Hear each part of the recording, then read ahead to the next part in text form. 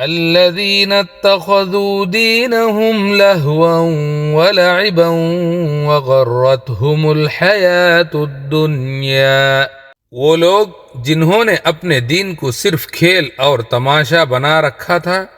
فَالْيَوْمَ نَنْسَاهُمْ كَمَا نَسُوا لِقَاءَ يَوْمِهِمْ هَذَا وَمَا كَانُوا بِآيَاتِنَا يَجْحَدُونَ، اور دنیا کی چمک دھمک نے انہیں دھوکے میں ڈال رکھا تھا، تو آج ہم بھی انہیں اسی طرح نظر انداز کر دیں گے جیسے وہ قیامت کے دن کو بھول گئے تھے اور ہماری آیات کا انکار کرتے رہے تھے۔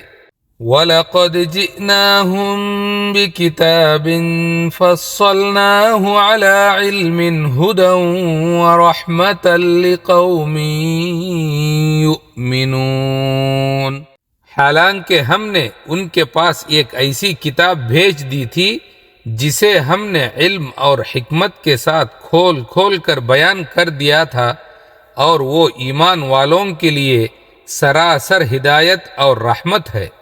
ان آیات سے معلوم ہوتا ہے کہ دین کو سنجیدگی سے لینا بہت ضروری ہے، یہ کوئی کھیل اور تماشا نہیں۔ دنیا کی چمک وقتی ہے، اصل کامیابی آخرت کی ہے۔